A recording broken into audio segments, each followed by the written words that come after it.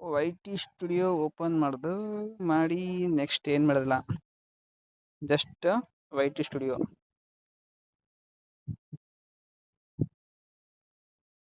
ಜಾಸ್ತಿ ಏನಿಲ್ಲ. Y T studio open ಮಾಡೋದು, ಇಲ್ಲಿ ಕಾಣ್ತೈತಲ್ಲ ಹೋಮ್ ಬಟನ್ನು, ಇದ್ರ ಮೇಲೆ ಒಂದು ಕ್ಲಿಕ್ ಮಾಡ್ಬೇಕಷ್ಟೆ.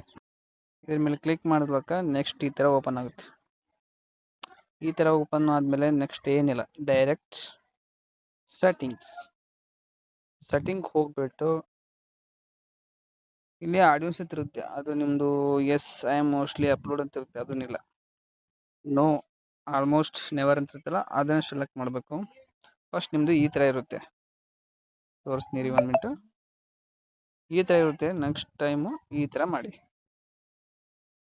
ಜಸ್ಟ್ ಏನಿಲ್ಲ ಆ ಥರ ಮಾಡಿಬಿಟ್ಟು ಒಳ್ಳೆ ರಿಟರ್ನ್ ಬಂದುಬಿಟ್ಟು ಈ ಪೆನ್ಸಿಲ್ ಐಕನ್ ಮೇಲೆ ಕ್ಲಿಕ್ ಮಾಡಿ. ಇಲ್ಲಿ ಐತೆ ನೋಡಿ ಹೋಮ್ ಟ್ಯಾಬ್ ಅಂತ ಕೆಳಗಡೆ ಲಾಸ್ಟ್ ಹೋಮ್ ಟ್ಯಾಬ್ ಮೇಲೆ ಕ್ಲಿಕ್ ಮಾಡಿದ್ರೆ ನಿಮಗೆಲ್ಲ ಈ ಥರ ಇರುತ್ತೆ.